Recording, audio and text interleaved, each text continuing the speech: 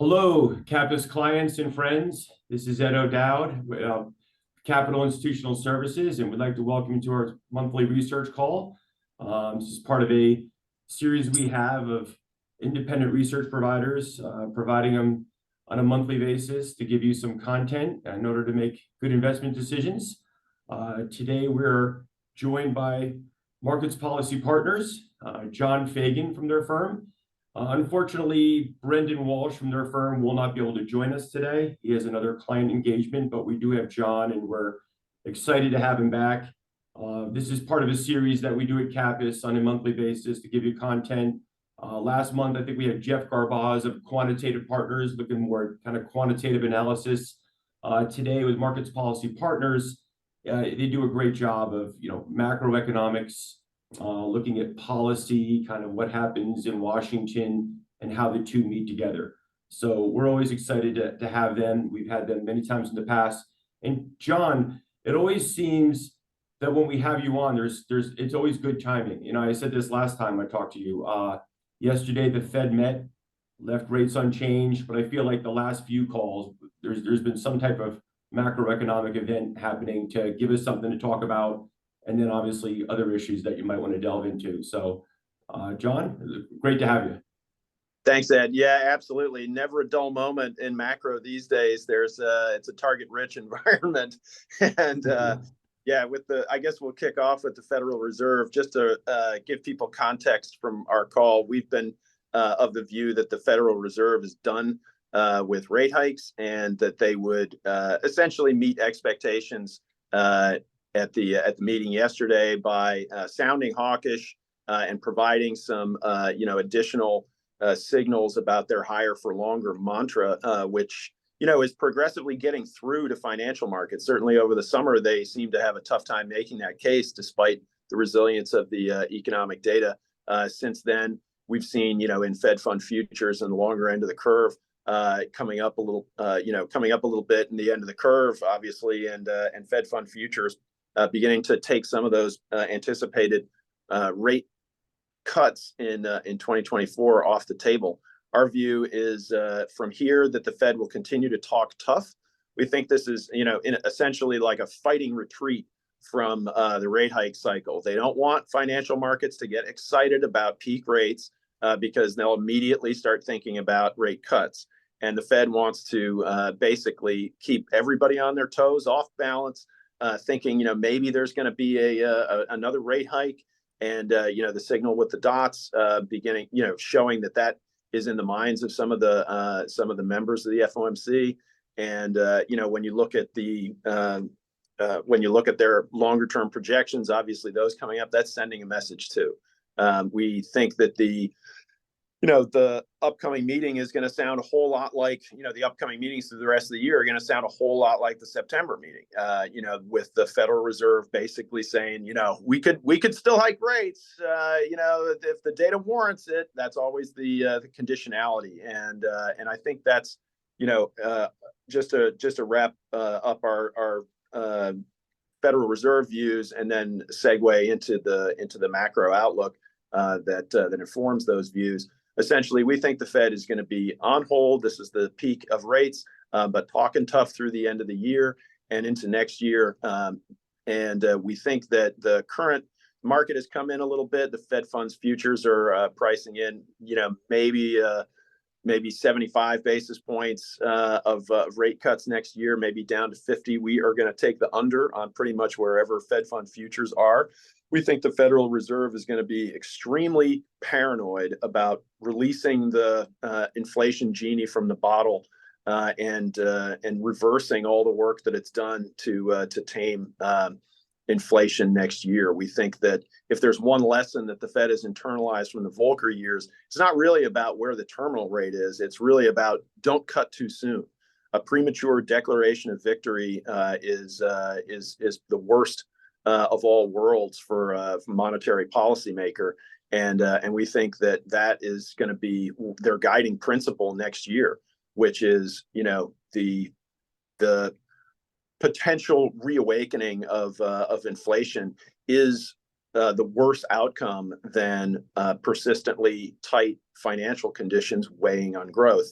And so obviously financial markets are having a little bit of indigestion with this idea of higher for longer coming in. We think honestly that indigestion has only started because where the rubber really meets the road on this viewpoint is when US economic data does begin to deteriorate and the Fed continues to display its stubbornness in keeping those rates high.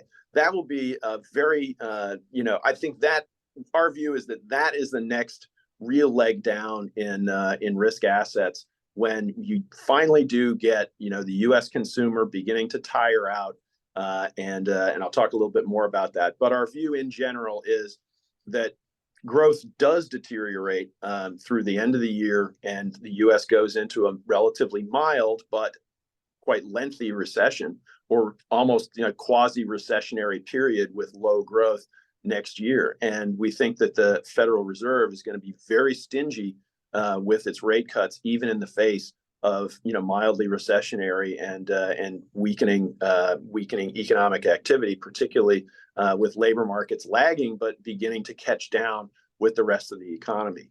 Why do we think that the economy isn't? We don't think it's falling off a cliff. We think that essentially it's more about the consumer not getting a Mike Tyson knockout blow that sends your mouthpiece flying into the front row and you collapse on the canvas. This is more about the consumer has taken a lot of body blows, and in the sort of parlance of boxing, that body work is tiring out the consumer. And we think that persistently high gasoline prices, that's one hit to the solar plexus, and then you get hit with the student loans repayments coming back up, and that's going to take some wind out of the consumer sales. We think that government shutdown may be not that lengthy, but could it's a very uncertain environment. That would be a negative on sentiment and and certainly in the near term on consumption. We think that whether it's strikes, whether there's just a lot of bad news as well out there, and just organically the consumer is burning through the savings that have been accomplished, and maybe Taylor Swift's concerts are coming to an end. Who knows? That's another that's another way in which the consumer will begin to sit back down on their wallets here over the coming quarters. So it's hard for us to take a look at the state of the U.S. consumer and think about what's getting better, what is going to give them relief. We don't think the Fed is going to be cutting rates anytime soon. We don't think the gasoline prices are going to be coming down. We think that persistent high energy prices are going to be that sticky stagflationary risk, and that's a challenging outlook. In terms of the broader picture coming into this year, we felt like the start of 2023 would be the eye of the storm. 2022, we had a very negative view on the prospect of aggressive rate hikes, tightening, and so forth. And then we thought that as rate hikes came to an end and inflation moderated, you'd get this, the clouds would part, you get this sunshine, but it wasn't the end of the storm, that this was just the eye passing overhead, sort of the calm in the middle of it. And the back wall of the hurricane really is that impact, that delayed and cumulative impact of monetary tightening, and that is essentially going to persist with high rates basically beginning to take their toll in an incremental fashion, and playing through as the U.S. consumer essentially runs out of some of its famous resilience and stores of energy. This is, as I said, not a positive outlook for risk assets. And we think that the treasuries in the near term have upside as the treasury yields, particularly in the long end, have upside as the concept of higher for longer and sticky inflation predominate. But I think that there's going to be a period of two-way action when we do begin to see U.S. economy, more clear signs of a U.S. economic slowdown in the back half of this year. Then you get the bond bulls reemerging, but we think it's still a tug of war, and there's going to be and that upward impetus on rates is going to be from that stubborn Fed hawkishness in the face of what's going on. Where can be an organic source of growth? What could get better? around the world. Obviously, China is in stimulus mode. Beijing is back on the on the wagon or off the wagon, whatever it is. Credit numbers are ticking up. They've gone up for the past month, although they've been a little fitful month to month. The People's Bank of China has been cutting interest rates and surprising the market with some of those cuts. That has come alongside a loosening of property sector restrictions to help goose the property sector, which is obviously flagging over in China, alongside some boosts to stock trading activity, some attempts to get the consumer a little more vibrant over there. But this is, this looks to us more like, an accumulation of kind of small ball stimulus approaches. It's not the kind of gigantic fiscal stimulus campaign that we saw in 2016, which really kind of, pulled the Chinese economy 747 out of a nosedive and into a real upswing. We think that this is just trying to level the economy off. We don't think that they're going to do enough stimulus to really gain a lot of upside momentum for this economy. They're, the legacy debts are a nagging problem. They sap the vitality. There's a huge unrealized loss kind of sitting at the heart of the Chinese financial and property system. And it's a kind of it's an inefficient engine that does a lot of capital destruction. And so when you throw more credit into it, you're almost running faster to stand still. So we don't think that the Chinese economy is about to take off in a really meaningful way. And that is, that deprives the global economy of, one of its significant potential engines. So, and as I mentioned before, part of our outlook is the persistently high oil prices.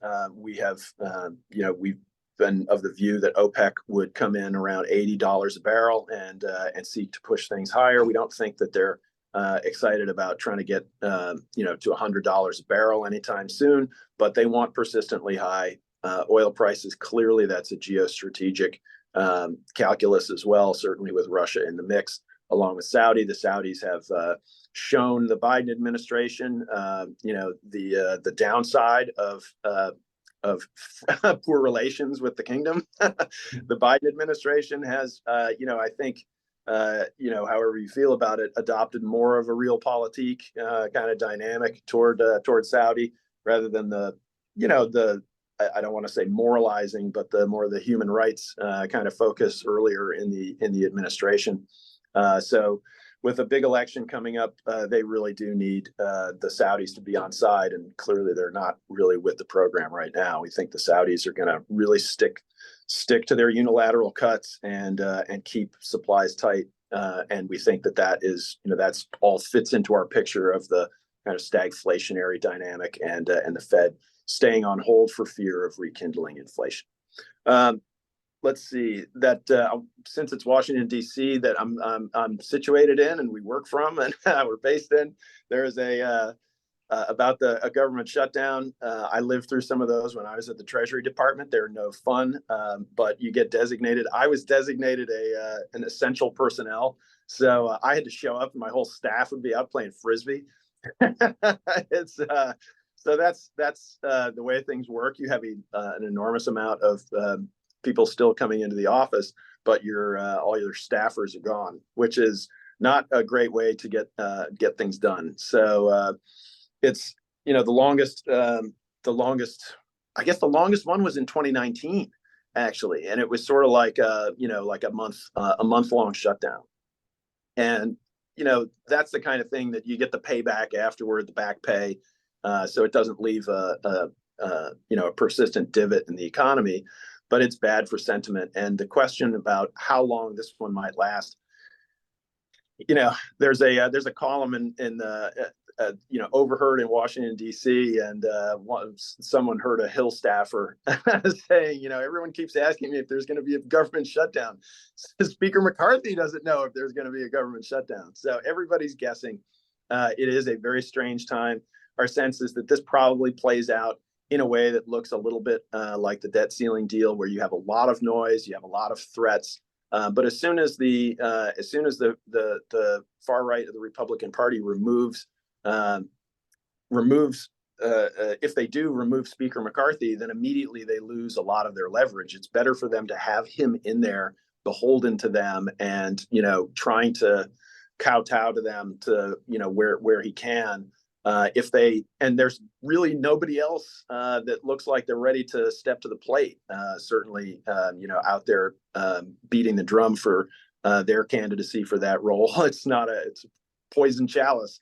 And so a weak speaker that they feel like they've got over a barrel is something that the threats are certainly going to keep coming, but we think that the far right will eventually. We think that the shutdown will probably materialize. It will probably be short. It'll be more of a demonstration effect.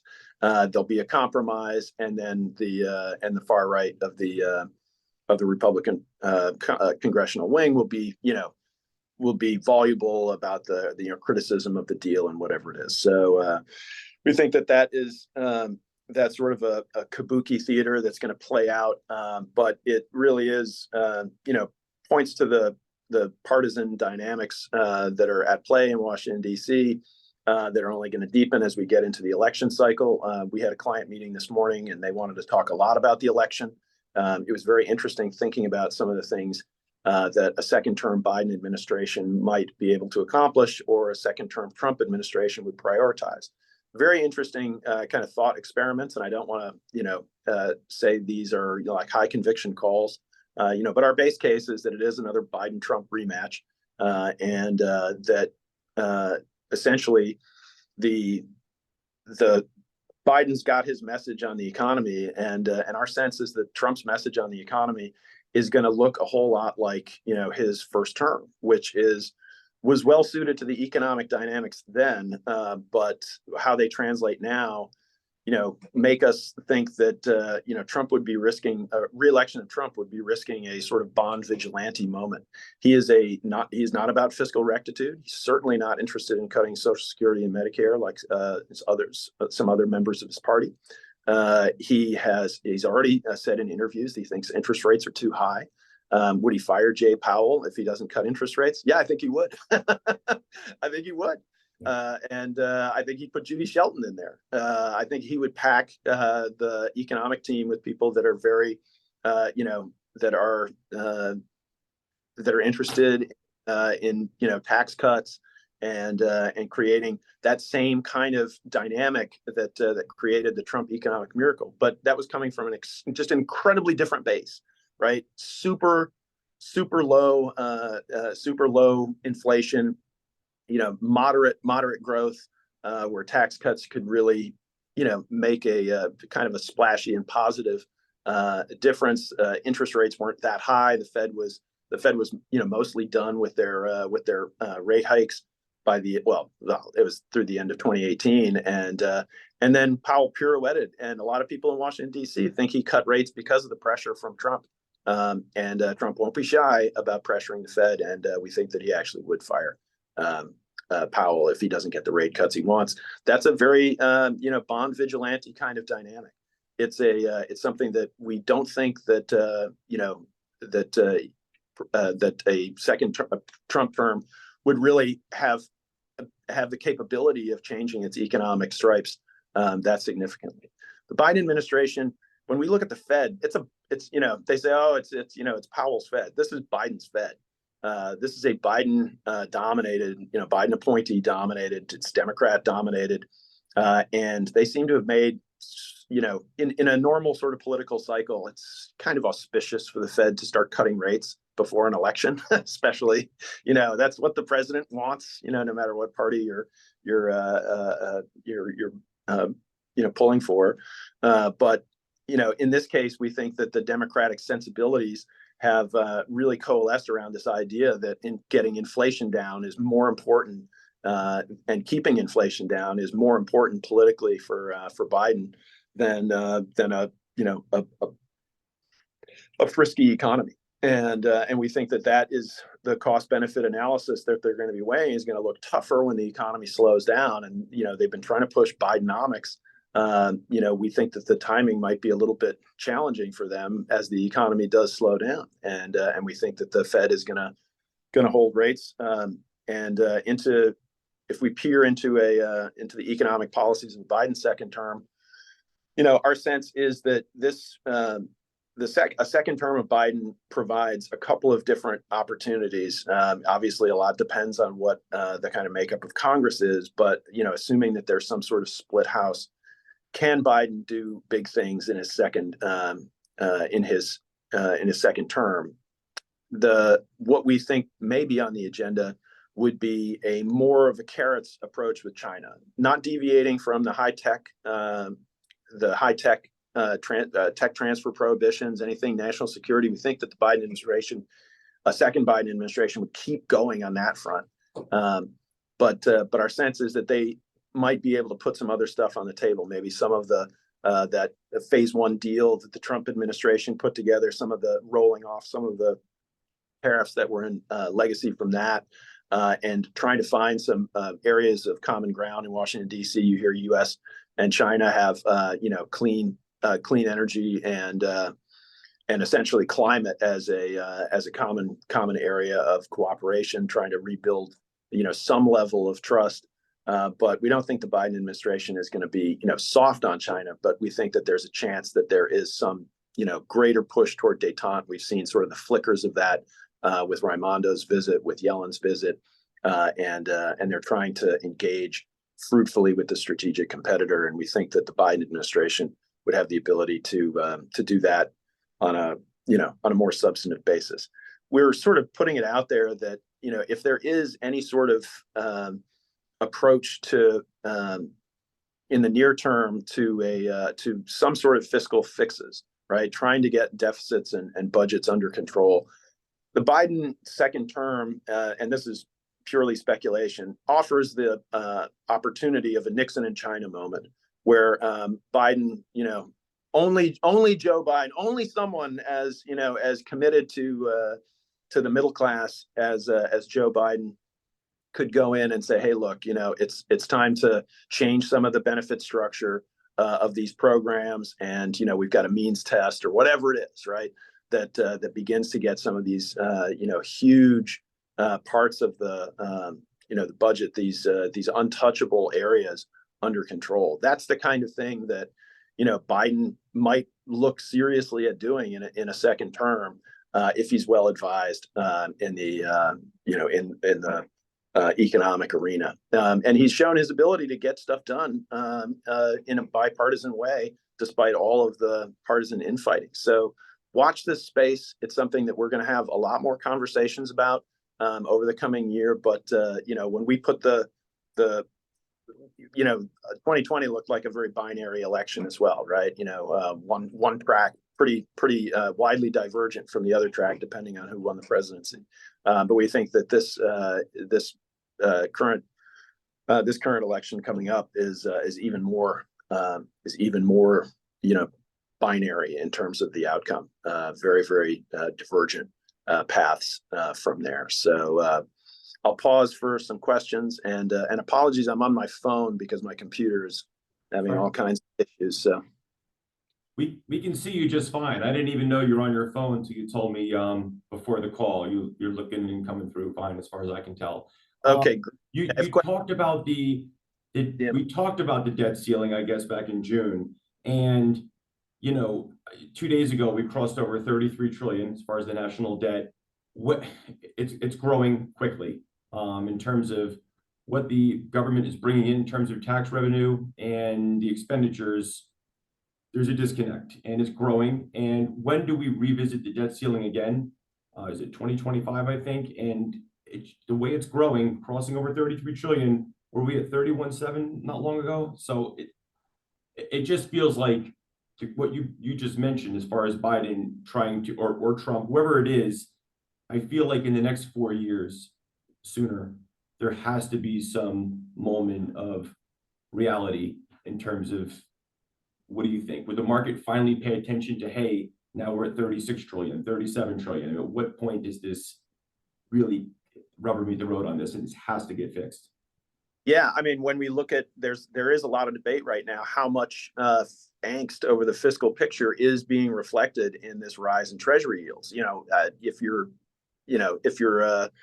trying to understand, the term premium and all that, that's certainly a consideration. And it's very hard, I think, to refute the idea that this is, and you certainly can't dismiss it, right? And that is a situation in which the government is going to be reactive to this on some level. I think the question really is, as I said, it's hard for me to see a Trump, knowing what I know about. I was at the Treasury Department during the beginning of the Trump administration. It's not clear to me how fiscal constriction really would fit with sort of the Trump the Trump economic and political philosophy. And maybe he'd surprise me. Maybe his team would surprise me. But he's not. He's not the kind of politician and president that would be fit into a fiscal straitjacket. He knows that it's a political third rail to try to cut some of these programs and even amend some of these programs. And we think that the Democrats would unite, to a man, to a woman, against any opportunity for him to do that. Democrats, however, would I think, at least in the moderate middle, to the extent that exists still a little, it does exist a little, would be able to cross over, and Biden could do potentially a bipartisan deal. I don't think Trump can do a bipartisan deal on entitlements and spending. I just don't. I think Biden can, because he can get more members of his caucus to come along, and that would be I think that would be it would be right off the bat, because, as you said, the debt ceiling appears like immediately in the inbox of the president. It's January 2025. So, I mean, it's like, or it's right after the election. So it's the assumption would be, it would get kicked into the inbox of the incoming president. You'd probably get some sort of quick fix. Everybody's, and then that would be front and center. When we think that the two potential front runners right now would deal with it in very different ways. Is it a period where the bond vigilantes are really riding again? Our view is that it's they're at least dusting off the saddles.